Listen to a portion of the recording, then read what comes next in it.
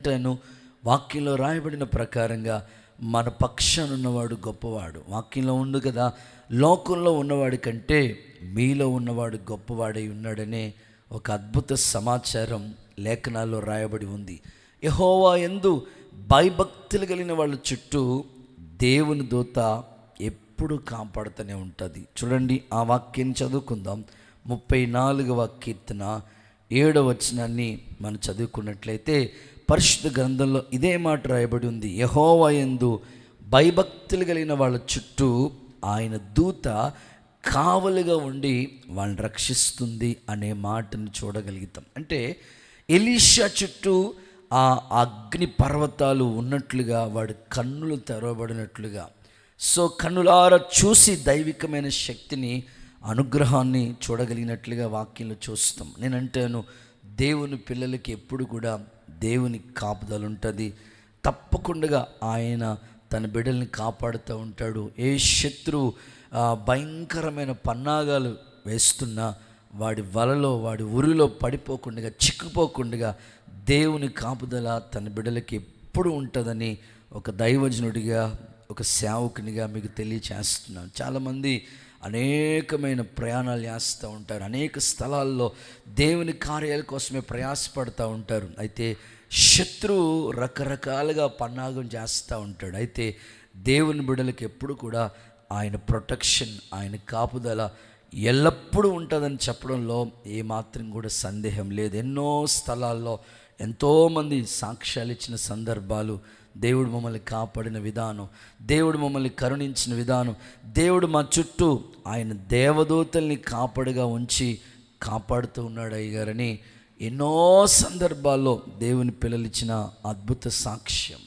కనుక ఈ పని వాడు చూసేటట్లుగా వాడి కన్నులు తెరవమని దైవజనుడు చేసిన ఈ అద్భుతమైన ప్రార్థనలో ఈ ఉదయకాలం ఈ స్టోరీలో ఉన్న ఈ అద్భుతాన్ని మీకు వివరించడానికి నేను ఇష్టపడుతూ ఉన్నాను. నిజంగానే దేవుని కాపుదల ఉంటుందయ్యా అంటే సందేహమే లేదు. తన పిల్లల్ని ఎప్పుడు కూడా ఖచ్చితంగా దేవుడు కాపాడుతూనే ఉంటాడు. ఎక్కడికి వెళ్ళినా తన బిడ్డలకి దేవుడు క్షేమం ఇస్తాడు, భద్రత ఇస్తాడు. ఏ శత్రువు వారి మీద విలయతాండం చేయకుండా ఒక అగ్ని ప్రాకారాన్ని దేవుడు కాపాడుతూ ఉంటాడు. వాక్యంలో ఉంది కదా, దాని చుట్టూ నేను అగ్ని ప్రాకారంగా ఉంటానని చెప్పాడు. దానిని ఒక మహిమకు కారణంగా ఉంచుతానని ఒక వాగ్దానం చేశాడు. చూడండి, జకరియా ప్రవచన గ్రంథంలో ఈ యొక్క వాగ్దానాన్ని మీకు జ్ఞాపకం చేస్తాను. దేవుడు తన ప్రజల చుట్టూ అగ్ని ప్రాకారాన్ని ఉంచుతాడని ఒక వాగ్దానం చేశాడు. తన బిడ్డలు ఎప్పుడు కూడా కాపాడబడాలన్నదే దేవుని ఉద్దేశం. జకరియా ప్రవచన గ్రంథం 2వ అధ్యాయం 5వ వాక్యంలో ఈ విధంగా రాయబడి ఉంది. నేను దాని చుట్టూ అగ్ని ప్రాకారంగా ఉంటాను. నేను దాని చుట్టూ అగ్ని ప్రాకారంగా ఉంటాను. నేను దాని మధ్యన నివాసిని. నేను దాని మధ్యలో నివాసంగా ఉంటాను. మహిమకు కారణంగా ఉంచుతాను. చూడండి, దేవుడట తన చుట్టూ, తన బిడ్డల చుట్టూ అగ్ని ప్రాకారాన్ని ఉంచుతాడట. వాటి మధ్యలో దేవుడే నివాసం ఉండి మహిమకు కారణంగా మారుస్తాడట. సో ఈ ఉదయకాలం ఒక సేవకునిగా నా ప్రార్థన, దేవుడు తన బిడ్డల చుట్టూ తప్పకుండా అగ్ని ప్రాకారాన్ని ఉంచుతాడు, ఒక ప్రొటెక్షన్, ఒక కాపుదల ఉంచుతాడని చెప్పడంలో ఏమాత్రం కూడా సందేహం లేదు. అలాంటి భద్రతనిచ్చి ఎప్పుడూ కాపాడుతూ ఉంటాడు. ఆయన కాపుదల మనకు ఉన్నది అనేటట్లుగా నువ్వు సాక్ష్యం ఇచ్చేటట్లుగా దేవుడు నీ జీవితంలో కార్యాలు చేస్తూ ఉంటాడు. మన చర్చిలో జరిగిన ఒక చిన్న సమాచారాన్ని మీకు ఒక ఇన్ఫర్మేషన్ చేరవేయాలని ఆశపడుతుంది. దేవుని కాపుదల ఎలా ఉంటుందా అనేటట్లుగా మీకు ఒక చిన్న జరిగిన ఒక సందర్భాన్ని మీకు గుర్తు చేస్తే మీకు కూడా అర్థమవుతుంది. నిజంగా దేవుడు నన్ను కూడా కాపాడుతాడని ఒక గొప్ప ధైర్యం నీకు కలుగుతుంది. దేవుని బిడ్డలు రెగ్యులర్గా మన మందిరానికి వస్తూ ఉంటారు, కుటుంబస్తులు. అయితే వారి యొక్క కోడలు మాట ఆమె ఇంట్లో పనులన్నీ కూడా చేసుకుని, అత్త మామూలు ఉంటారు, కుమారుడు వేరే చోటు ఉంటాడు. అయితే ఈ యొక్క కోడలు తన అత్తమామలకి అన్నీ కూడా టిఫిన్ రెడీ చేసింది. ఉదయకాలమే టిఫిన్ ఇచ్చేసింది. మార్నింగ్ వాళ్ళు ట్యాబ్లెట్లు వేసుకుంటారు, కాఫీ రెడీ చేసి ఇచ్చేసింది. అంతా అయిపోయింది. వాళ్ళు కొంచెంసేపు రెస్ట్ తీసుకుంటామమ్మా అని చెప్పినారు. రెస్ట్ తీసుకుంటా ఉంటుంటే కోడలికి తప్పదు కదా, ఇంటి బాధ్యతలన్నీ తన పిల్లోడిని స్కూల్ కూడా పంపించేసింది. ఈ లోపల క్యారీస్ అంతా కూడా రెడీ చేసి ఆ పిల్లోడిని పంపించేసింది. ఆ తర్వాత ఇంట్లో వాళ్ళకి, అత్తమ్మ వాళ్ళకి వండడానికి వంట రెడీ చేసుకుంటా ఉంది. రెడీ చేసుకుంటూ ఉంటుంటే అంతా వంటకు సంబంధించిన ఉల్లిపాయలు, పచ్చిమిర్చి అన్నీ రెడీ చేసుకుంది. వంట అంతా అయిపోయింది. సరిగ్గా 12 అవుతూ ఉంది. ఈ వేస్ట్ ఉంటాయి కదా మనం వంట చేసుకునేటప్పుడు, బౌల్లో ఉల్లిపాయలు కానీ వేస్ట్ అంతా తీసుకెళ్ళి అందులో పడేస్తుంటే ఒక బౌల్లో. అలాగే ఆమె ఈ వంట చేసినప్పుడు వేస్ట్ అంతా కూడా ఒక బౌల్లో, ఒక పాత్రలో పడేసి వంట అంతా అయిపోయిన తర్వాత అవి తీసుకెళ్ళి ఆ చివరి నుంచి అవతల పక్క పడేద్దాం అనుకుని, ఆ బిల్డింగ్ వాళ్ళ ఇల్లు 2 అంతస్తుల బిల్డింగ్, ఆ చివర వంపేద్దామని తీసుకుని వెళ్ళి అవతల పక్కకి వంపుదామని అలా వంచుతూ ఉంటుంటే అక్కడ బట్టలు ఉతికేటట్లుగా అక్కడ బాగా నాసు పట్టేసినట్టుంది. ఆమె కాలు స్కిడ్ అయిపోయి 2 అంతస్తుల బిల్డింగ్ నుంచి కాలు స్కిడ్ అయి భయంకరంగా ఆ పైనుంచి కింద పడిపోయింది. ఆ పక్కనే తాపి మేస్తుల్లో ఈ ఎలివేషన్ వర్క్, పక్క బిల్డింగ్ వాళ్ళు వర్క్ చేస్తూ ఉన్నారు. ఎప్పుడైతే ఆమె పైనుంచి కింద పడ్డదో వాళ్ళు భయంకరంగా పెద్ద కేకేసారు, ఏదో అయిపోయింది అనుకుని. అత్తమామూలు పేషెంట్లు గబగబా ఏంటి అని కంగారు పడిపోయారు. ఆ కింద ఉన్న వాళ్ళు వచ్చేసారు. చూస్తే ఈ పక్కన వీళ్ళ ఇంటికి సంబంధించిన ప్రహారీ కూడా ఉంది. ఆ పక్కనేమో తాపి మేస్తులు పనిచేస్తారు. మధ్యలో ఒక 5 అడుగులు ఫీటు, ఆ 5 అడుగుల గ్యాప్ మాట. అప్పుడే ఆ ప్లేస్లో వాళ్ళు ఒక 2-3 రోజుల క్రితమే మట్టేసి ఉన్నారన్నమాట. తడితడిగా ఉంది, చిన్న మట్టిగా ఉంటే ఆ పైనుంచి ఆ తల్లి అలా పట్టం ఆ మట్లలాగా కూరిగిపోయింది. దేవుని కృపని చెప్పాలి, దేవుని కాపుదలని చెప్పాలి. కాలు గోరు కూడా గీసుకుపోలేదు. చప్పట్లు కొడుతూ ఒకసారి యేసయ్యకి మహిమ చెల్లిద్దామా? చూడండి ఎంత దేవుని కాపుదలంటే, నిజంగా ఆమె కానీ పడేట ఈ యువతల పక్క ప్రహారీ గోడ మీద కానీ పడి ఉంటే తలకాయ 2 ముక్కలు అయ్యి ఉండేది. ఓ పక్కన ఈ పక్కన పని చేస్తున్నారు, ఇటుపక్క పడి ఉంటే నిజంగానే ఆ పని చేసేటప్పుడు ఏ రాడ్స్ తగిలి ఉంటే చాలా ప్రమాదం అయి ఉండేది. కానీ దేవుని కాపుదల ఎంత అద్భుతం అంటే అంత అద్భుతం. నేనంటాను, దేవుడు తన బిడ్డల్ని ఎప్పుడూ కూడా కాపాడుతూ ఉంటారు. మన మధ్యలో తండ్రి గారు డేవిడ్ నాన్నగారు, సో ఆ రోజు ఈ టీ సంబంధించిన షాప్కి సంబంధించిన అన్నీ రెడీ చేసుకుని పాలు తీసుకొద్దాం, రేపు ఉదయకాలానికి కావాల్సిన టీ పొడి అవన్నీ తీసుకుందాం అనుకుని అమ్మని దించేసి ఆయన జస్ట్ రోడ్డు మీదకి వెళ్ళాడు. వాడెవడో భయంకరంగా ఫుల్గా తాగేస్తున్నాడు. కొత్త పల్సర్ బైక్ అది. జస్ట్ ఈయన రోడ్డు దాటుదాం అనుకున్నప్పటికీ వాడు తాగిన మైకుల్లో ఎటు వస్తున్నాడు వాడికి తెలియకుండా నిలబడిన ఆయన వచ్చి ఇలా కొడితే ఇక్కడి నుంచి ఇలా అక్కడ పడ్డాడు. సో ఆ యాక్సిడెంట్ చూస్తే స్పాట్లో భయంకరమైన ప్రమాదం వాటి వెళ్ళాలి. కానీ దేవుని కృపని చెప్పాలి, జస్ట్ చిన్న గాయం మాత్రమే, కాలుకి ఆ మాంసం కింద కొంత కండ మాత్రమే కట్ అయింది. అంటే దేవుని పిల్లలకి ఎప్పుడు ఆయన కాపుదల ఉంటుంది, కాపాడుతూ ఉంటాడు, సందేహమే లేదు. ఈ ఉదయకాలం వాక్యం చెప్తుంది, పనివాడు కండ్లు తెరిపించి దేవుని కాపుదల ఏంటో తెలియపరిచినట్లుగా ఎలీషా ఈ అద్భుతం చేశాడు. ఈ అద్భుతం ఎలా జరిగింది? దేవుని కాపుదల వాళ్ళ చుట్టూ అగ్ని రథాలు, పర్వతాలు, దైవికమైన మహిమను వాళ్ళు ఎలా చూడగలిగారు? ఈ కాపుదల దేవుడు వాళ్ళకి ఎందుకు ఇవ్వగలిగాడో ఒక ముచ్చటగా 3 మాటలు చెప్పేసి, ఈ అద్భుతం మీ జీవితంలో కూడా మీ బిడ్డలు ఉదయకాలం బయలుదేరి కాలేజెస్కి వెళ్తూ ఉంటారు, డ్యూటీలకు వెళ్తూ ఉంటారు, ఓటీలని రాత్రింబగలు ప్రయాసపడుతూనే ఉంటారు. అయితే మన పిల్లలకి దేవుని కాపుదల ఉండాలి. ఒకటి భౌతిక సంబంధమైన కాపుదలే కాదు, ఆత్మీయంగా కూడా వాళ్ళు కాపాడబడాలి. ఈ రోజున యవ్వన పిల్లల మీద భయంకరమైన అత్యాచారాలు జరుగుతూ ఉన్నాయి. యాసిడ్లు పోసేస్తూ ఉన్నారు. రకరకాలుగా భయంకరమైన సిచ్యువేషన్స్ మనం వింటూ ఉంటున్నాం.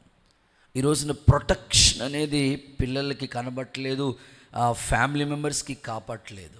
అయితే దేవుడు మన చుట్టూ అగ్ని పర్వతం, గుర్రాలు, రథాలు, ఆ దేవుని కాపుదల ఏంటో ఆ పనివాడికి అర్థమయ్యేటట్లుగా, వాడి కన్నులు తెరిపించేటట్లుగా ఎలీషా చేసిన ప్రార్థన చాలా గొప్పది.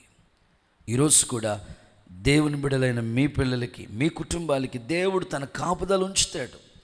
సో ఎలీషా ఈ అద్భుతం ఎలా చేయగలిగాడో ముచ్చటగా 3 మాటలు మీకు చెప్తాను, చూడండి. చదువుదాం. మొదటి మాట, రాజుల 2వ పుస్తకం 6వ అధ్యాయం అండ్ 9వ వాక్య భాగాన్ని చదవగా విందాం. రాజుల 2వ పుస్తకం 6వ అధ్యాయం 9వ వాక్యాన్ని చదవగా విందాం.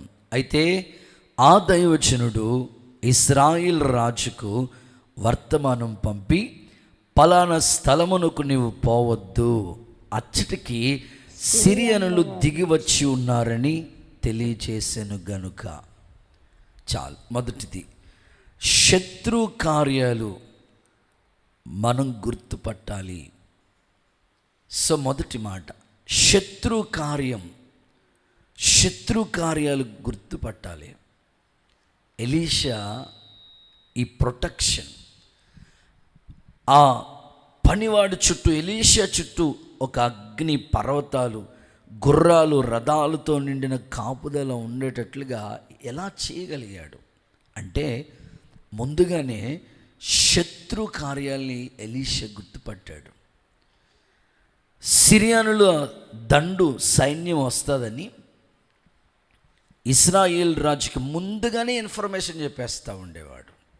పలానా చోట శత్రువు పొంచి ఉన్నాడు, పలానా స్థలంలో ఆల్రెడీ శత్రు సైన్యం ఉంది అని ముందుగానే ఎలీషా గుర్తుపట్టగలిగాడు.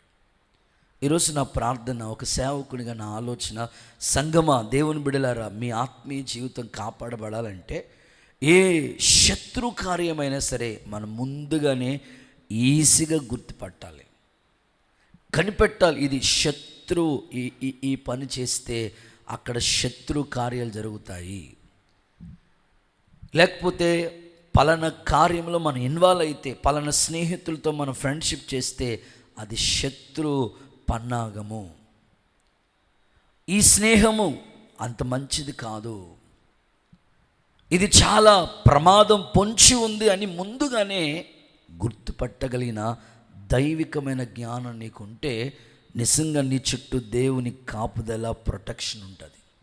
చాలామంది శత్రు కార్యాలని గుర్తుపట్టలేని భయంకరమైన పరిస్థితుల మధ్యలో విశ్వాస జీవితాన్ని కొనసాగిస్తూ ఉన్నారు.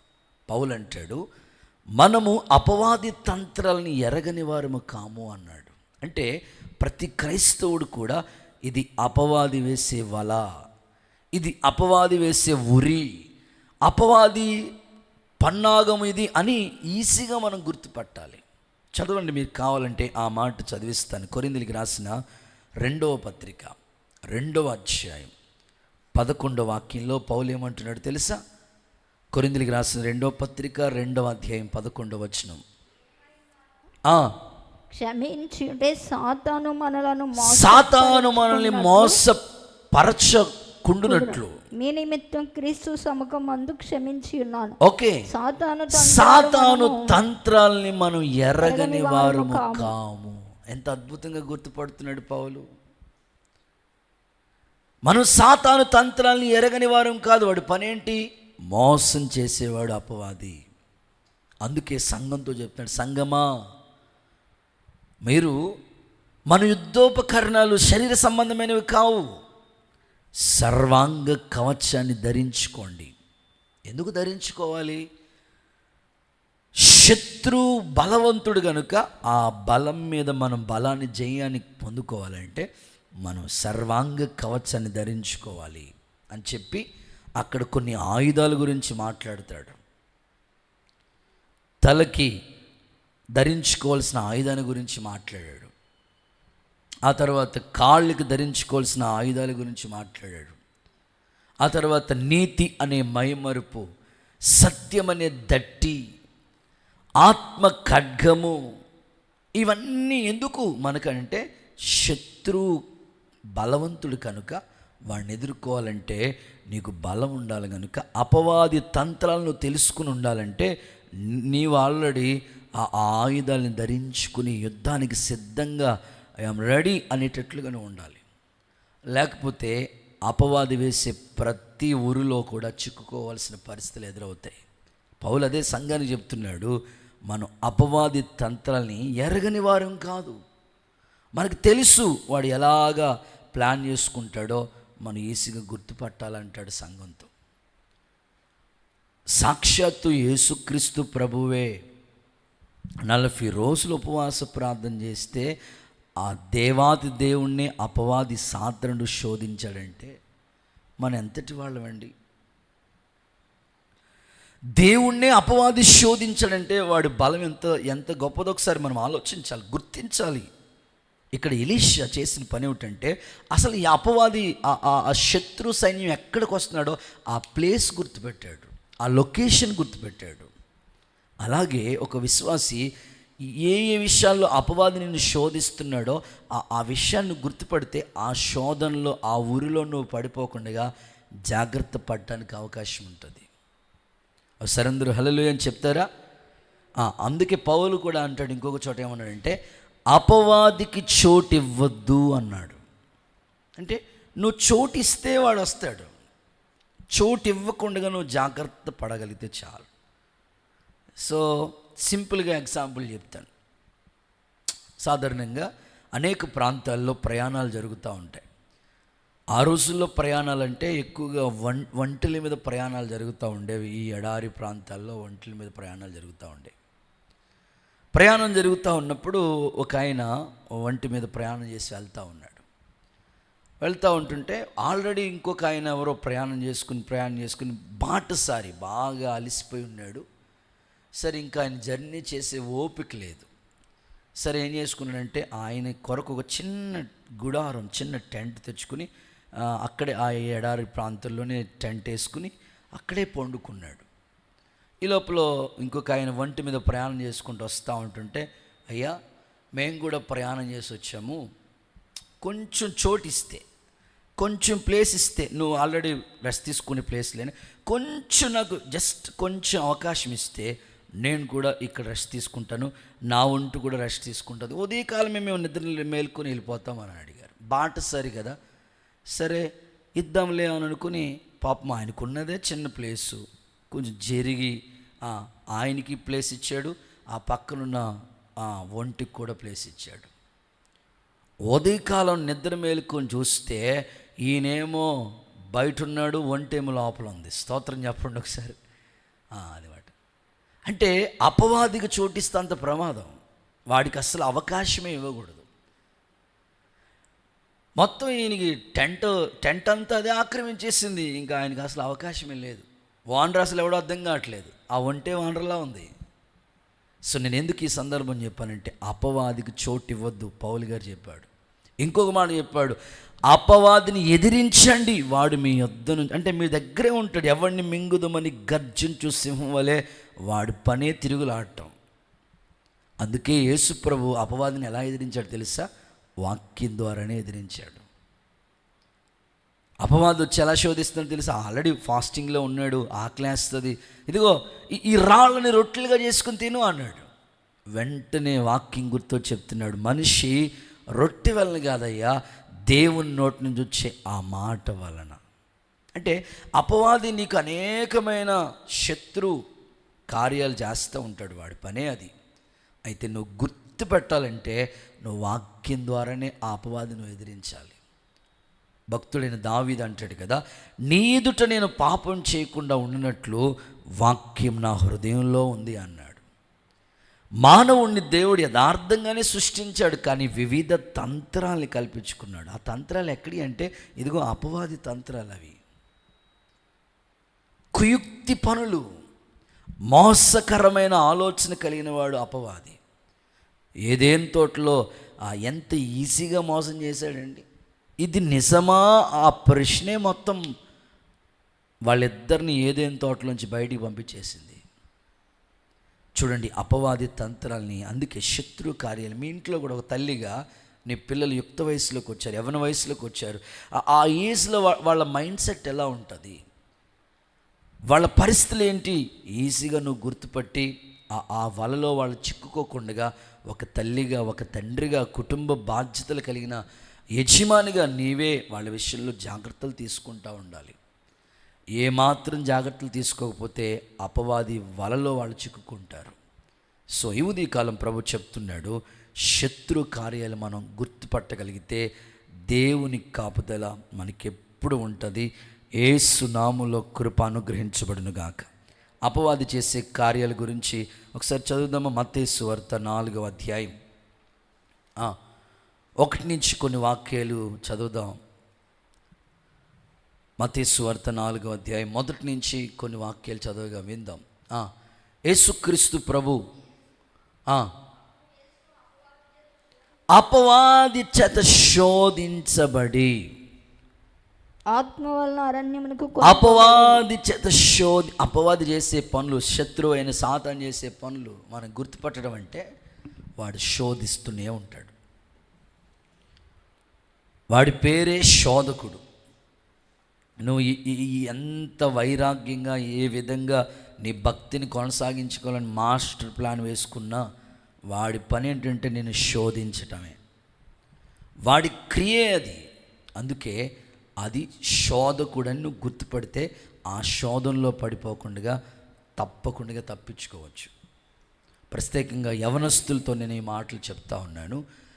ఈ మాటలు ఆలకిస్తున్న యవనస్తులు, మీరు మీ కాలేజెస్కి వెళ్తున్నప్పుడు అనేకులు స్నేహితులు ఉంటారు. ఫ్రెండ్షిప్పే కదండి, ఏమండి మాట్లాడితే తప్పేముందండి. ఆ మాటలు అక్కడితో ఆగవు కదా. సో ముందు మాట్లాడతావు, ఫ్రెండ్షిప్ అవుతుంది. ఆ స్నేహం కాస్త ప్రేమగా మారుతుంది, ప్రేమ కాస్త పెళ్ళిగా మారిపోతుంది. అందుకే ముందే ఆ స్నేహాన్ని కట్ చేస్తే ఆ యొక్క అపవాది శోధనలోకి వెళ్ళటానికి అవకాశం లేదు. అందుకే యేసయ్య వాక్యం ద్వారా అపవాదిని ఎదిరించాడు. దేవుని పిల్లలకి గుండె నిండా వాక్యం ఉండాలి. వాక్యం గుర్తొస్తే ఇది కరెక్టో ఇది తప్పో ఈజీగా మనం అవగాహన వచ్చేస్తుంది. తప్పకుండా మనం గుర్తించడానికి అవకాశం ఉంటుంది. మీకు ఈజీగా అర్థం అవటానికి, అపవాదిని ఎదిరించడానికి, లేకపోతే శోధన తప్పించడానికి యేసుప్రభు ఎలాగ వాక్యం ద్వారా అపవాదిని ఎదిరించాడో, మీ ఆత్మీయ జీవితంలో సాతాన్ని ఎదిరించడానికి, శత్రు కార్యాలను ఎదిరించడానికి మీరు ఎలాగ ఎదుర్కోవాలో ఒక చిన్న ఎగ్జాంపుల్ మీకు చెప్తాను. ఒకసారి అందరూ కుడి చేతులు పైకెత్తి హల్లెలూయా అని చెప్తారా? ఓకే. ఓ ప్రాంతంలో భయంకరంగా దొంగతనాలు ఎక్కువగా జరుగుతున్నాయంట. సో ఆ ఊరికి కొత్త ఎస్ఐ ఎవరిని మార్చినా వాళ్ళ తరం కావట్లేదు, పట్టుకోలేకపోతున్నారు.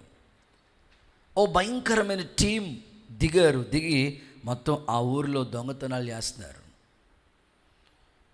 ఎప్పుడు దొంగతనం జరుగుతుందో తెలియట్లేదు, కానీ కబ్జా చేసి పట్టుకెళ్ళిపోతున్నారు.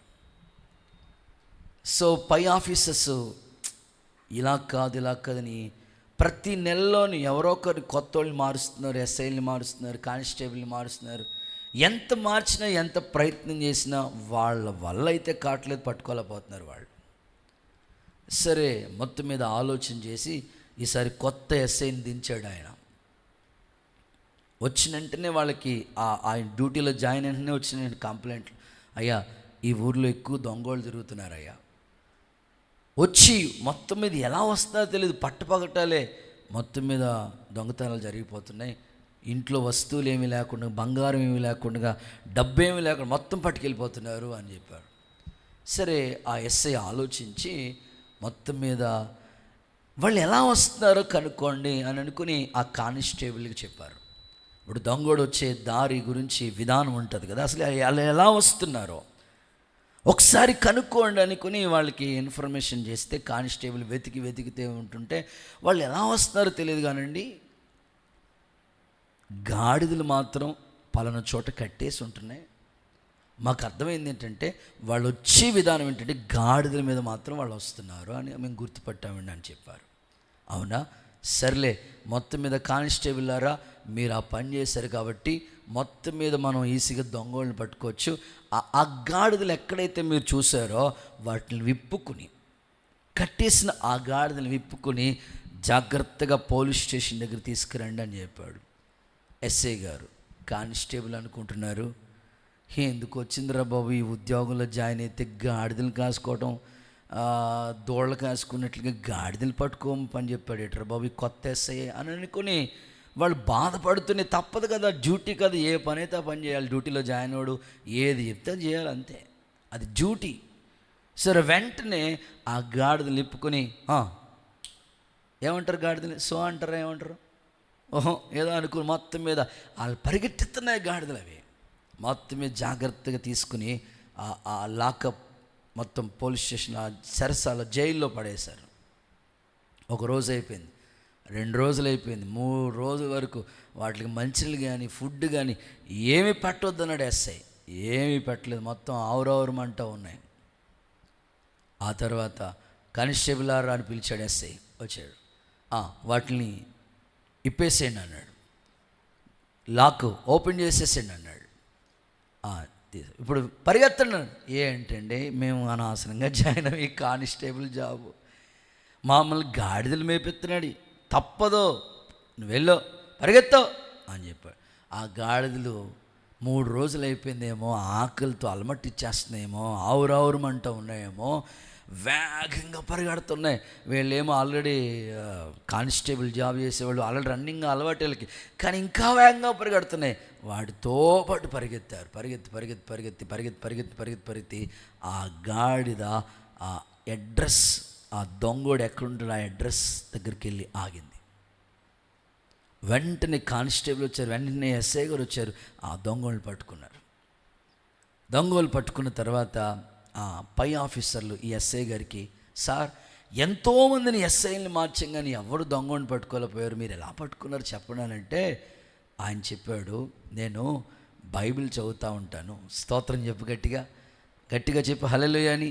బైబిల్లో ఏమని రాయబడిందంటే, గాడిద తన సొంత దొడ్డి ఎరుగును, ఎద్దు తన కామందుని ఎరుగును, గాడిద తన సొంత దొడ్డి ఎరుగును. తన యజమాని ఎవరో, తనకు ఆహారం పెట్టేవాడు ఎవడో తెలుసు.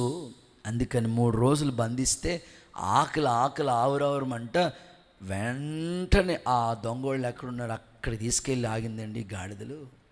నేను బైబిల్ చదువుతూ ఉంటానండి అని చెప్తే ఒక పెద్ద అవార్డు, దొంగోడిని పట్టించినందుకు ఆ ఎస్ఐ గారికి పెద్ద అవార్డు ఇచ్చారు.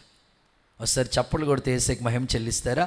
చూడండి, ఈ సందర్భాన్ని నేను మీకు ఎందుకు చెప్తానంటే, ఒక ఎస్ఐ గారే బైబిల్ చదివే అలవాటు ఉంటే, ఒక సేవకుడిగా, ఒక విశ్వాసిగా నీకెంత ఆసక్తి కావాలి దేవుని వాక్యం మీద. అపవాదిని ఎదిరించాలంటే వాక్యం ద్వారానే.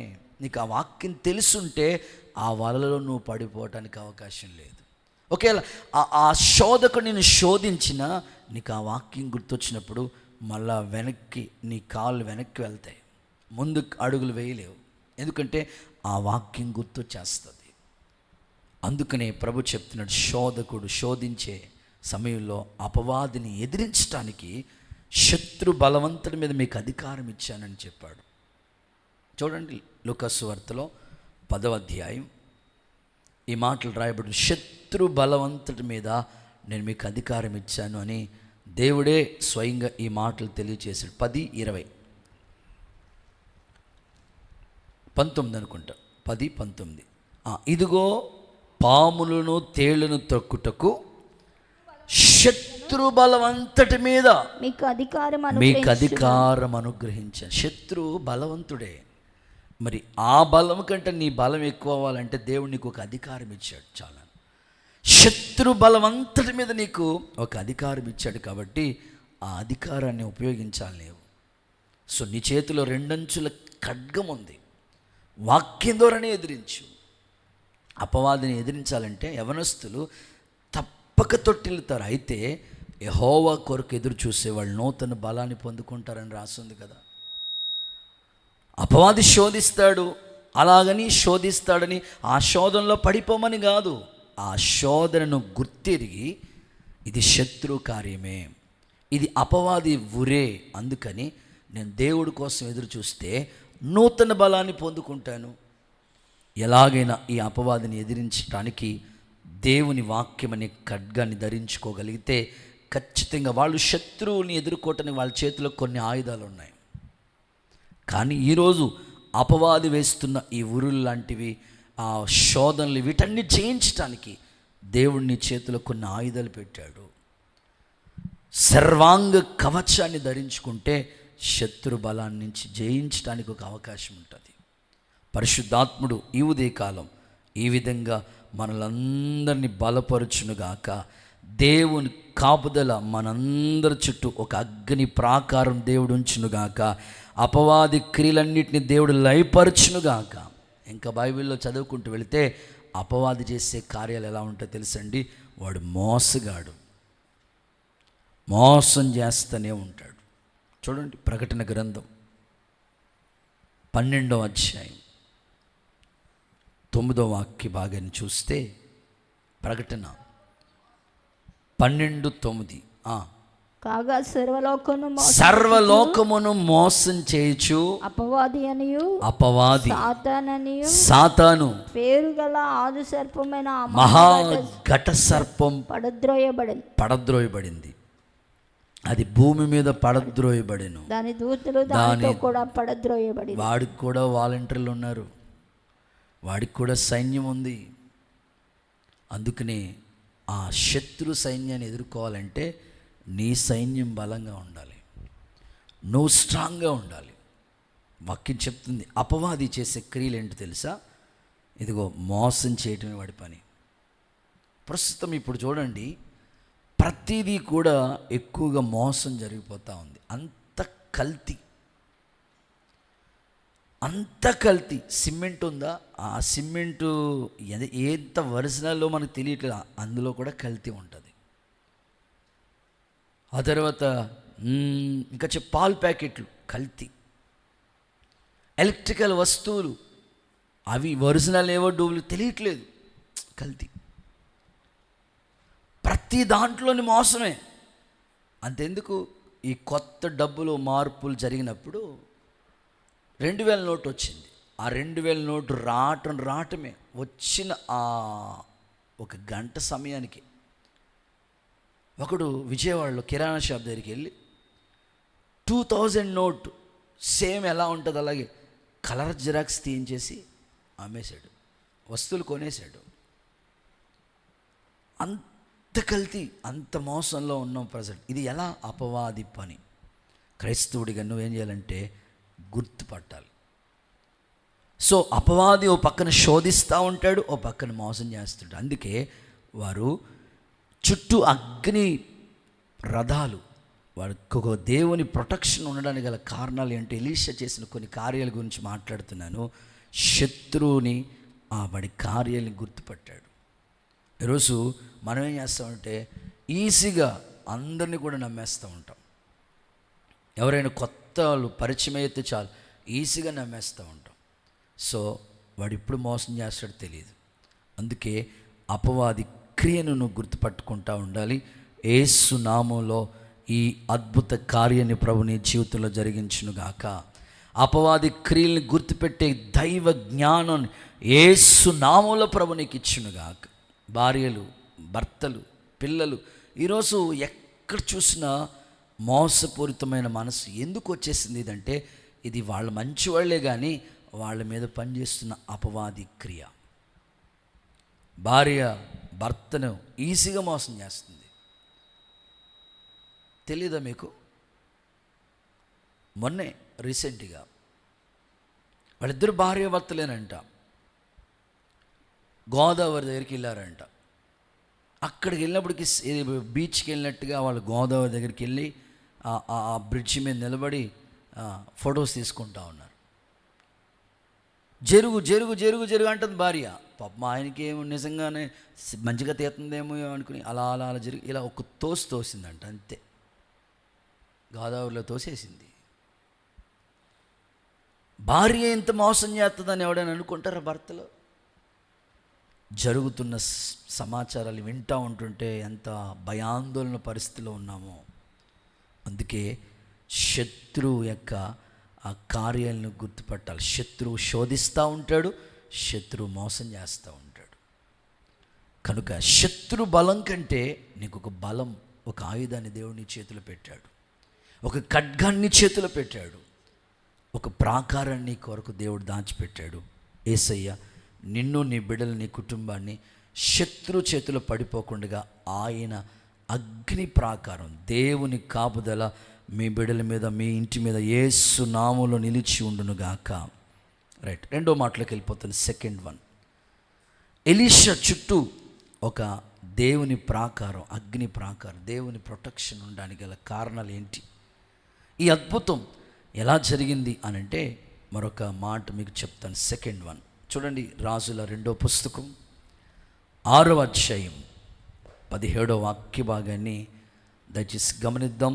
రాజుల 2వ పుస్తకం 6:17. యెహోవా వీడు చూసినట్లుగా దయచేసి వీడి కన్నులు తెరవమని ఎలీషా ప్రార్థన చేయగా ఆ పనివాడి కళ్ళు తెరిచాను. చూడండి, రెండవది కన్నులు తెరవబడాలనే ప్రార్థన.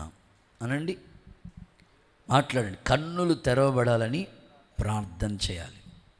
సో దేవుని కాపుదల మనకి ఎప్పుడు ఉంటుంది అని అంటే, ఒకవేళ దేవుని కాపుదల ఉన్నది అనేకులకి తెలియట్లేదు, అది తెలియబడాలంటే కన్నులు తెరవబడాలి ప్రభువా అని ప్రార్థన చేయాలి. నిజమా? నిజమే. ఎందుకు బ్రదర్ కన్నులు తెరవబడాలంటారు మీరు అంటే, ఈ యుగ సంబంధమైన దేవత అవిశ్వాసులైన వారి మనోనేత్రాలకి గుడ్డితనం కలుగు చేస్తున్నాడు. అందుకని దేవుని కాపుదల నీకు కనబడాలంటే మొదట నువ్వు రెండో అనుభవం ఏంటంటే కన్నులు తెరవబడాలని ప్రార్థన. సరే, మీకు అర్థమయ్యే కోణంలో చెప్తాను. హాగరు కట్టుకున్నవాడు కసాయివాడిగా మారిపోయినట్లు వాటర్ బాటిల్ ఇచ్చి పంపించేశాడు. ఎల్లమ్మ ఇల్లు నీ బతుకు, నువ్వు బతుకు అన్నాడు. ఆ పిల్లోడు చావు చూడలేక ఆ అరణ్యం, అది షూరు అరణ్యంలో ఆ పిల్లోని అలా పడేసి ఏడుస్తూ ఉంది తల్లి. ఆశ్చర్యం, దేవుడు నీటి బుగ్గను పుట్టించాడు. వాక్యంలో ఉంది కదా, ఆమె కన్నులు తెరిచాను అంటే అక్కడే ఉంది. దేవుడు దాచింది మేలు ఎంతో గొప్పది కదా, బైబిల్లో ఉంది కదా, యెహోవా యందు భయభక్తులు కలిగిన వారికి దాచిన మేలు ఎంతో గొప్పది. దేవుడు నీ కొరకు రెడీ చేసింది, సిద్ధపరిచింది ఎంతో గొప్పగా ఉంటాయి. కానీ ఆ ఆశీర్వాదాన్ని మనం చూడలేకుండా అపవాది ఏం చేస్తాడంటే మన కన్నులు గుడితనం కలుగు చేస్తూ ఉంటాడు. చూడండి, వాక్యాలు చదివిస్తాను. 2వ కొరింథీయులకు రాసిన పత్రిక, కొరింథీ 2వ పత్రిక 4:4 కొరింథీయులకు రాసిన 2వ పత్రిక 4వ అధ్యాయం 4వ వచనం. దేవుని స్వరూపమై ఉన్న క్రీస్తు మహిమ కనపరచు సువార్త ప్రకాశం వారికి ప్రకాశింపకుండా నిమిత్తం ఈ యుగ సంబంధమైన దేవత అవిశ్వాసులైన వారి మనోనేత్రాలకి కలుగు చేస్తాను. ఓకే, అవిశ్వాసులైన వారి కన్నులకు గుడ్డితనం కలుగు చేస్తాను. నేను అడుగుతాను, అవిశ్వాస అంటే ఎవరు? తాగుబోతాడా? కాదు. తిరిగిపోతాడా? కాదు. అన్యజనుడా? కాదు. విశ్వాసే, కానీ ఆ యాడ్ అయిపోయింది అవిశ్వాసి. ఒకప్పుడు విశ్వాసిగానే ఉండేవాడు, తగ్గిపోయింది, విశ్వాసం తగ్గిపోయి జాయిన్ అయిపోయింది, అవిశ్వాసిగా మారిపోయాడు. ఈ అవిశ్వాసికి గుడ్డితనం కలుగు చేస్తుంది అపవాది, యుగ సంబంధమైన దేవత. అంటే ఒక్క మాటలో చెప్పుకోవాలంటే అవిశ్వాసమే ఒక గుడ్డితనం. నువ్వేమని ప్రార్థన చేయాలంటే, ప్రభా వీళ్ళలో ఉన్న అవిశ్వాసం తొలగించయ్యా, ఈ కన్నులు తెరవబడాలి. ఆత్మీయులు నోట్ అని రాసుకుని, అవిశ్వాసమే ఒక గుడ్డితనం. నువ్వు అవిశ్వాసంతో ఉన్నంత కాలం ఇంకా గుడ్డోడిగానే ఉంటావు అన్నమాట. ఉద్యోగం కోసం ప్రయత్నం, అవిశ్వాసం వచ్చేస్తుంది. ముందే అపవాదిగాడు పనిచేస్తుంటాడు. ఇల్లు కట్టుకోవాలి ప్రయత్నం, అవిశ్వాసం వచ్చేస్తుంది. పెళ్లి సంబంధాలు ప్రయత్నం, అవిశ్వాసం వచ్చేస్తుంది. విదేశీ ప్రయత్నం, అవిశ్వాసం. సేవలో ప్రయాస, అవిశ్వాసం. ఏదో ఒక విధంగా నీలోనికి అవిశ్వాసం అనే ఒక గుడ్డితనాన్ని కలుగు చేస్తుంటాడు. అది కనబడదు. మామూలుగా మనుషులను చూస్తే వీళ్ళు గుడ్డోళ్ళ కాదంటే వాళ్ళ కళ్ళు ఉన్నాయో లేదో చూడు, ఈజీగా కనబడతారు. కానీ అవిశ్వాసం అనే గుడ్డితనం కనబడదు, వాళ్ళ లోపల ఉంటుంది అది. అందుకే నీ ప్రార్థన ఏమై ఉండాలంటే, ప్రభా అవిశ్వాసం అనే ఈ గుడ్డితనాన్ని తొలగించాయని ప్రార్థన చేయాలి. ఎలీషా చేసిన ప్రార్థన అది. చాలామంది జీవితాల్లో ఎన్నో విధాలుగా దేవుడు కార్యాలు చేయాలని ప్రయత్నిస్తున్నాడు కానీ, ఆశపడుతున్నాడు కానీ, వాళ్ళలో ఏ కార్యం కూడా, ఏ అద్భుతం కూడా జరగకపోవడానికి అవిశ్వాసం అనే ఒక గుడ్డితన పొర వాళ్ళ మీద అలాగే పేరుకుపోయి ఉన్నది.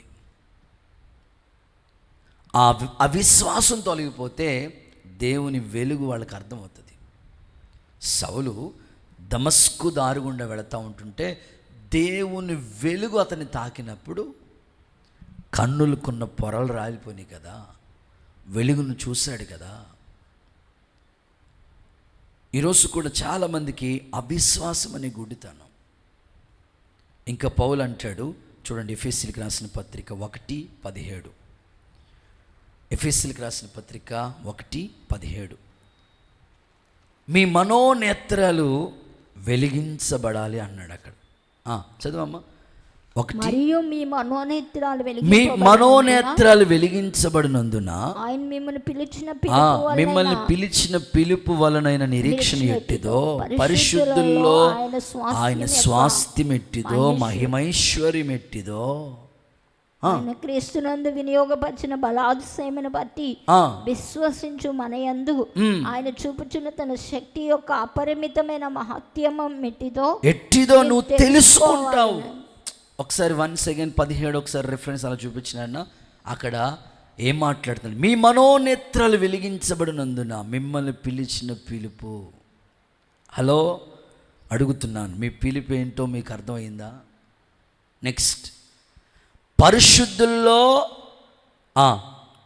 స్వాస్థ్యం ఎట్టిదో, నిరీక్షణ ఎట్టిదో, మహిమైశ్వర్యం ఎట్టిదో నువ్వు గుర్తించాలంటే మనోనేత్రాలు వెలిగించబడాలి. ఇప్పుడు మనం సేవకు వచ్చాం, పరిచర్య చేస్తూ ఉన్నాం, ప్రయాసపడుతూ ఉన్నాం. ఎవడో అవిశ్వాసం వస్తాడు,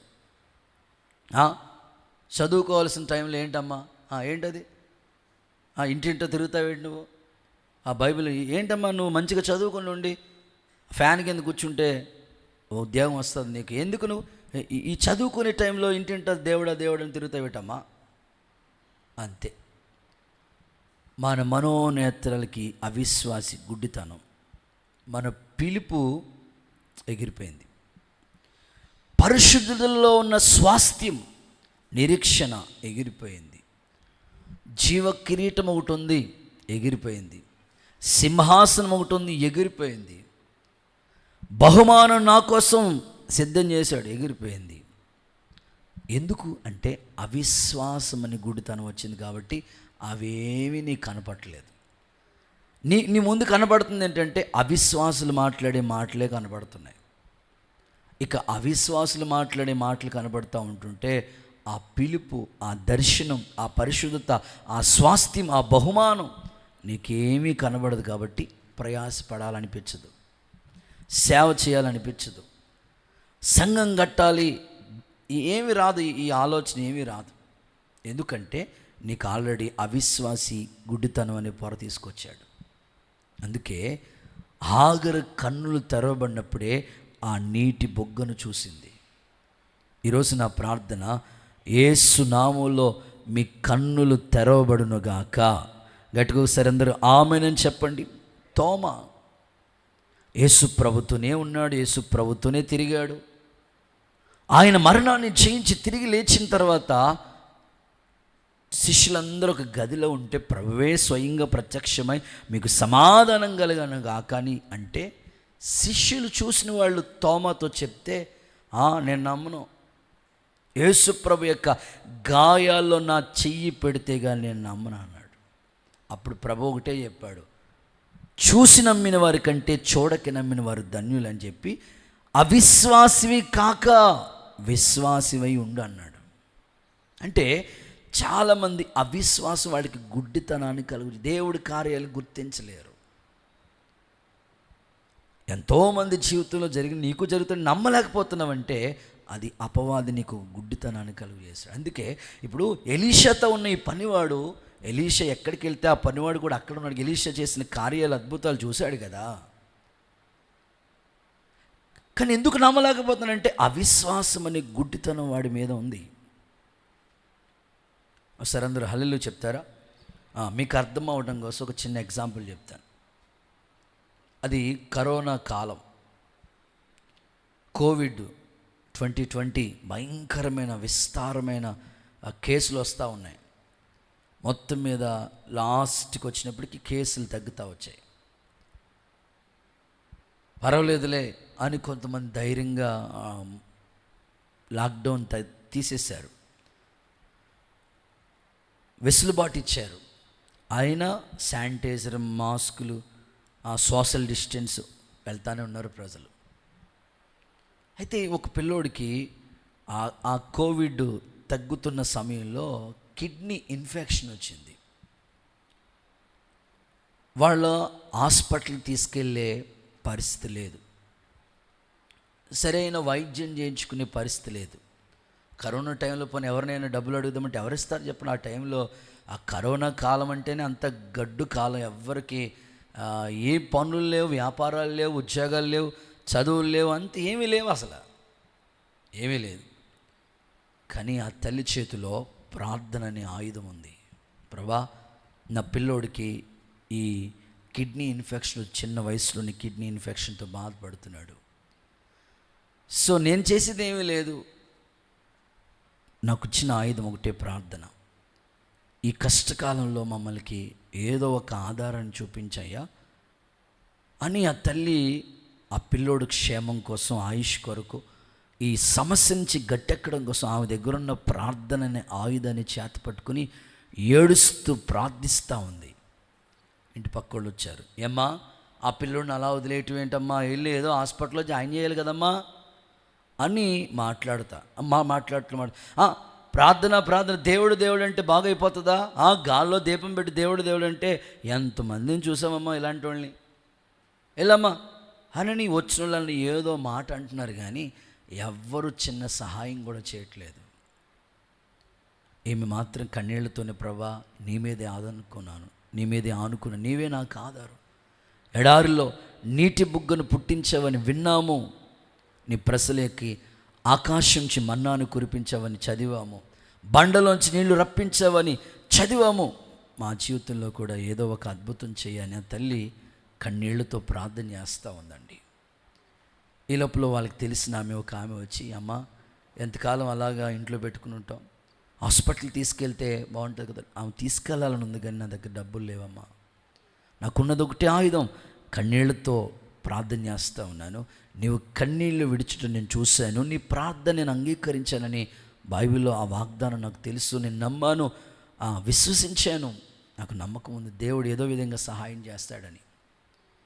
సరే అనుకుని ఆమె తెలిసిన ఆమె కాబట్టి, సర్లే అమ్మా నేనే తీసుకెళ్తానులే, నా దగ్గర కొంత బంగారం ఉంది, మొత్తం మీద ఏదోలాగా పిల్లోడిని వైద్యం చేయించి బ్రతికించుకుందాంలే అనుకుని తర్వాత చూసుకుందాంలే, వద్దమ్మా నీ బంగారం నా పిల్లోడికి వద్దమ్మా, డబ్బు ఖర్చు పెట్టొద్దాం, దేవుని అలా అనొద్దమ్మా, పిల్లోడిని చూస్తా అలా విడిచిపెట్టలేంలే. సరే అని ఆటో కట్టించి ఆమె చేతిలో ఉన్న బంగారాన్ని చేత పట్టుకుని ఆ పిల్లోని తీసుకుని వాళ్ళ తల్లి ఈమె ముగ్గురు కలిసి ఆటోలు వెళ్ళారు. హాస్పిటల్కి వెళ్ళిన వెంటనే డాక్టర్ గారు రౌండ్లు వేస్తూ ఉన్నాడు, అక్కడ కౌంటర్ ఉంది. వెంటనే చూసిన వెంటనే టెస్ట్లు అన్నారు, ₹1,00,000 కడితే కానీ మేము వైద్యం మొదలెట్టమని మాట్లాడుతూ ఉన్నారు. సరే మే గోల్డ్ అమ్మి తీసుకొచ్చి వైద్యం మొదలు పెడతాం, అప్పుడు దాకా ఉంటాడో లేదో అంత ప్రతికూలమైన పరిస్థితి. సరే అమ్మ మొదలెట్టండమంటే కుదరదు, డబ్బులు కట్టాలని కూర్చున్నారు వాళ్ళు. అలాగే తల్లి అక్కడ కూడా హాస్పిటల్లో కూడా ప్రార్థన, ప్రభువా నువ్వు ఏదైనా చేయగలిగిన దేవుడు, ఏదైనా శక్తి నీకుంది నాయన. కరెక్ట్గా రౌండ్లు తిరుక్కుంటూ డాక్టర్ గారు అప్పుడే కరెక్ట్గా పేషెంట్ దగ్గరికి వచ్చాడు, చూశాడు, అర్జెంటుగా వైద్యం ట్రీట్మెంట్ స్టార్ట్ అవుట్ చేయండి. వీళ్ళు ఏం పేమెంట్లు కట్టలేదు, స్టార్ట్ చేయండి, ఎందుకు మీకు చెప్పాను కదా అని చెప్పాడు. వెళ్ళి తీసుకెళ్ళి థియేటర్లోకి మొత్తం మీద ఆయనకి వైద్య సేవలు అందిస్తూ ఉన్నారు. ఈవినింగ్ అయిపోయింది, వీళ్ళు ఇంకా డబ్బులు అరేంజ్ కాలేదు, కంగారు పడిపోతున్నారు ఆ పిల్లోడిని చూసుకుంటా. డాక్టర్ గారు వచ్చి మంచి వైద్యమే అందించాడు, ఆ పిల్లోడు సేఫ్ జోన్లో ఉన్నాడు. అమ్మా డబ్బులు కట్టండి, పేమెంట్ కడితే కానీ మీకు పంపించడంటే వాళ్ళని ఈ లోపల బంగారం తీసుకెళ్ళి తాకట్టు పెట్టేసి కొంత డబ్బులు తీసుకొచ్చింది కట్టడానికి. డాక్టర్ గారు కరెక్ట్గా ఆ పేషెంట్ దగ్గరికి వచ్చి చెప్తాడు, ఈరోజు మా అమ్మగారు చనిపోయిన రోజు కాబట్టి ఈరోజు పేషెంట్లందరికీ ఫ్రీ. చప్పట్లు కొడుతూ ఒకసారి యేసయ్యకి మహిమ చెల్లిద్దామా. ఈరోజు ఎంత పేషెంట్ వచ్చినా వాళ్ళకి ఫ్రీ. వాళ్ళ దగ్గర రూపాయి కూడా కట్టించుకోవద్దు, ఒక్క రూపాయి కూడా కట్టించుకోవద్దు. సో నేనంటాను, ఆ తల్లి విశ్వాసంతో చేసిన ప్రార్థన ఆ పిల్లోని బ్రతికించింది కదా. దేవునికి మహిమ కలుగునుగాక. నేను ఆశిస్తాను నీ ప్రార్థన శక్తివంతమైనది, విశ్వాసంతో కూడిన ప్రార్థన. వాక్యం ఉంది కదా, విశ్వాస సహితమైన ప్రార్థన ఆ రోగిని స్వస్థపడు. ఆ తల్లి విశ్వాసం ఏంటంటే, నాకు ఆపదలో కూడా దేవుడు సహాయం చేస్తాడు. ఏ రూపాయి కూడా కట్టక్కర్లేకుండా అద్భుతమైన వైద్యం అందింది. కొడుకు కూడా సేవ్ అయ్యాడు, క్షేమంగా ఇంటికి వచ్చారు. వాళ్ళ స్నేహితురాలు బంగారం ఆ మెడలోనే ఉంది.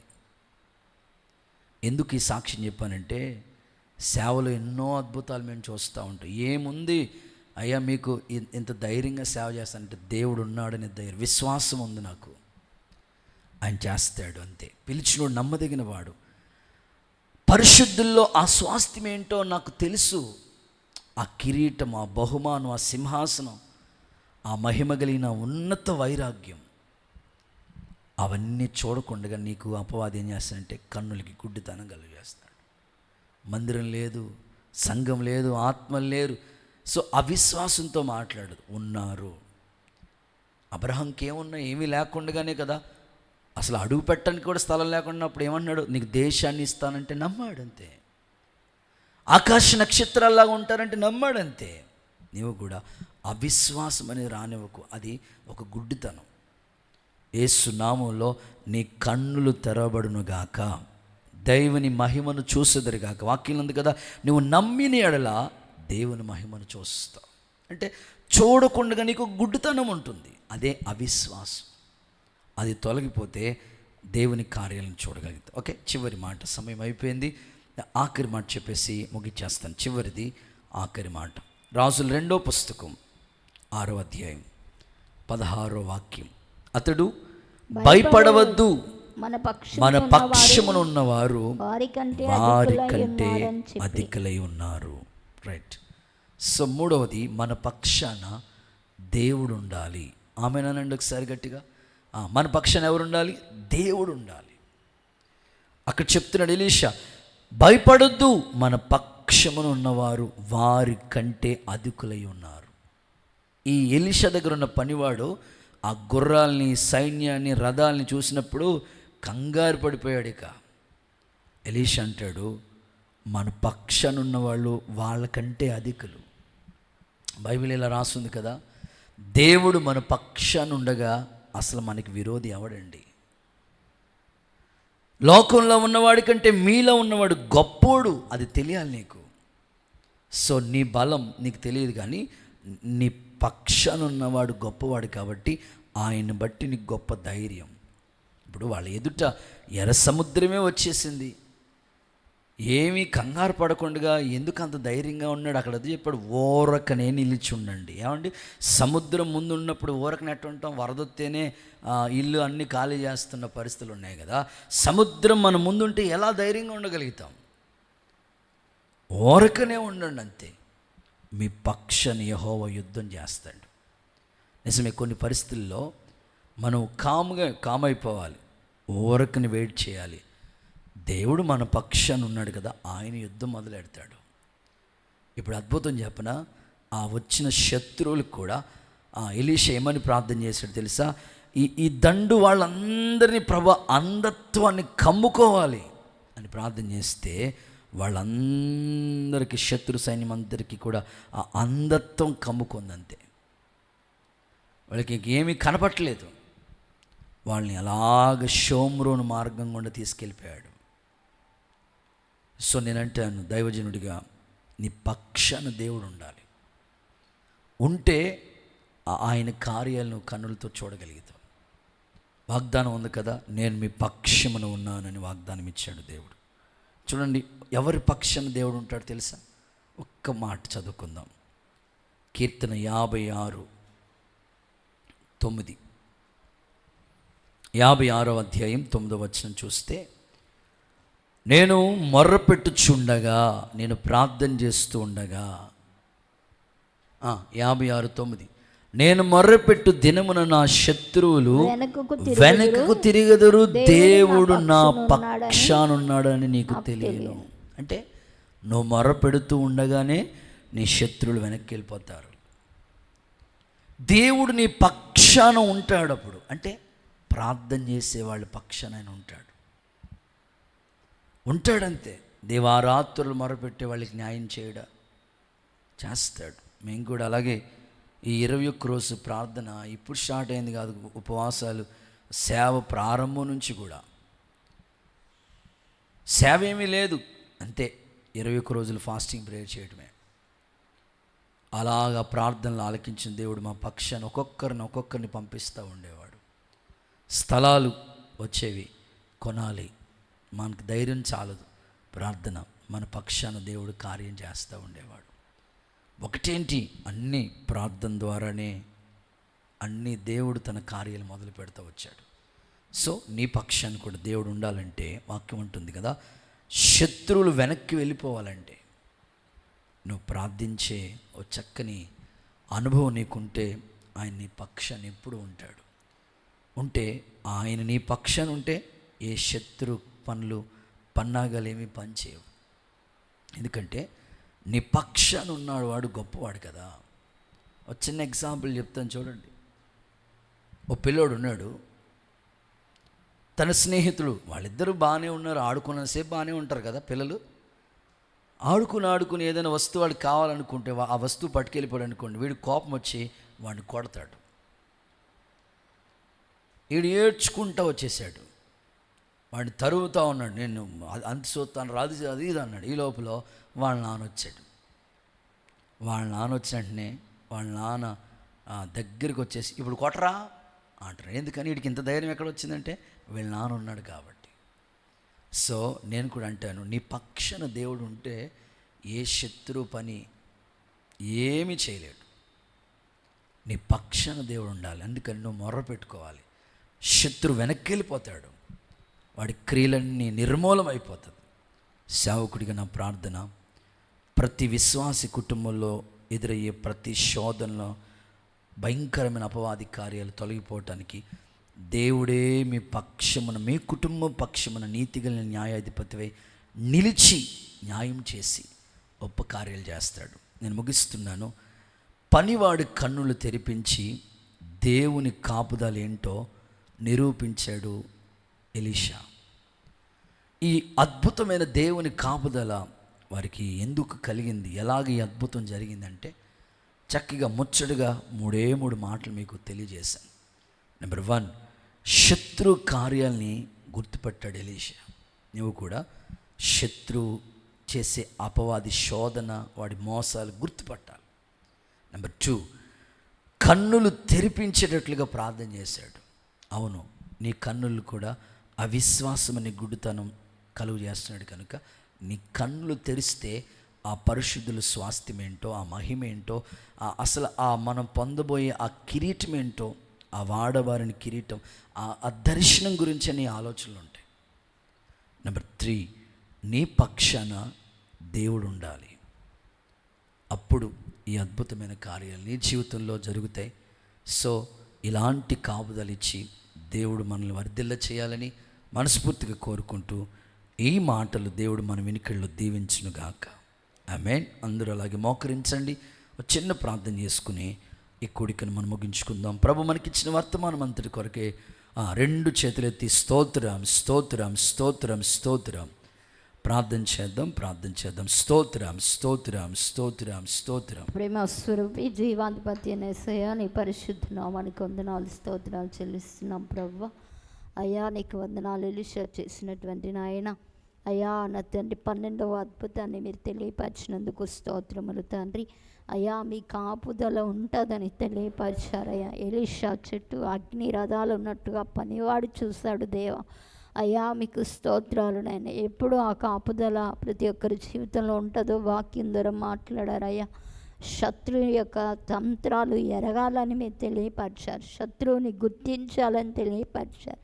ప్రభువా అపవాదిని ఎదిరించండి, వాడి మీ యొద్ద నుండి పారిపోతాడని తెలియపరిచారు.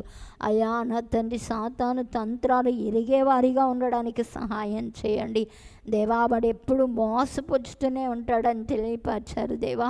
యేసయ్యా శోధిస్తాడని తెలియపరిచారు తండ్రి. మీకు స్తోత్రం. యేసు నామములో ఆ శోధనలో పడకుండానట్లు మెలకువగా ఉండు కృప వీళ్ళందరికీ మీరు దయచేయండి. కుటుంబాల్లో, వ్యక్తిగత జీవితాల్లో, ఆత్మ సంబంధమైన జీవితాల్లో, సేవా పరిచర్యలో సాతానుగాడు ఎక్కడ పొంచి ఉన్నాడో వాడిని గుర్తించే జ్ఞానం యేసు నామములో ప్రతి ఒక్కరికి మీరు దయచేయండి. ఆ దినములో శత్రువుని ఎలీషా ఎలాగ గుర్తించి రాజ్యాన్ని కాపాడగలిగాడు ప్రభు, అలాగున నీ బిడ్డలు కూడా అయా శత్రువుని గుర్తించి వారి కుటుంబాలు అయా వారి బిడ్డలను కాపాడేవారిగా చేసి ఆ జ్ఞానం ప్రసాదించండి అయ్యా. మీకు స్తోత్రాలు చెల్లిస్తున్నాం. అలాగునే నాయన అయ్యా నా తండ్రి దేవా మీకు స్తోత్రం. నాయన కన్నులు తెరవమని ఎలీషా ప్రార్థన చేశాడు ప్రభు. ఇదిగో ఆ విశ్వాసం వాళ్ళ కన్నులకి గురుడితనం వస్తుందని తెలియపరిచారు. ఏ విధం చేతనైనా సరే అవిశ్వాసం అనేది ఏలుబడి చేయకూడదు. విశ్వాసం అధికం అవ్వాలి ప్రభు, విశ్వాసం గొప్పదిగా మారాలి తండ్రి. యేసు నామములో అవిశ్వాసాన్ని కలుగు చేసే ప్రతి సాతానుని తొలగించండి ప్రభు. ఆయనానికి వందనాలు స్తోత్రాలు చెల్లిస్తున్నానయ్యా. విశ్వాసంలో బలవంతులుగా, వీరులుగా మార్చండి ప్రభువ. మీకు స్తోత్రాలు. అలాగునే నాయన అయ్యా దేవుడు వారి పక్షమై ఉన్నాడు తండ్రి. మీకు స్తోత్రాలు అయ్యా. అలాగే మీరు మా పక్షముగా ఉండాలి అని అంటే మేము మొర్రపెట్టినప్పుడు మీరు మాకు పక్షమై ఉంటారని తెలియపరిచారు. ఇశ్రాయేలుడు పక్షంగా మీరు నిలిచి యుద్ధం మీరు చేశారు ప్రభు. అలాగున నీ ప్రజలందరి పక్షముగా మీరుండండి ప్రభు. ఎంతమంది అయితే మొర్రపెట్టుకుంటున్నారో వారందరి పక్షముగా మీరు నిలవమని ప్రార్థిస్తున్నాను నాయన. నీకు వందనాలు. ఇశ్రాయేలు యొక్క సామ్రాజ్యం అంతే కూడా రాజ్యం కాపాడబడింది. వారి రాజ్యానికి మీ కాపుదల ఉంది. మా బిడ్డల కుటుంబానికి, మాకును, పరిచర్యకి మీ కాపుదల యేసు నామంలో దయచేయమని ప్రార్థిస్తా ఉన్నా. ఈ అద్భుతం ప్రతి ఒక్కరి జీవితంలో జరిగించి మహిమ పొందుకోమని, విత్తబడిన వాక్కులు అందరి హృదయాల్లో ఫలభరితంగా మార్చమని యేసయ్య నామంలో ప్రార్థించి వేడుకొంచున్నాం తండ్రి. ఆమేన్.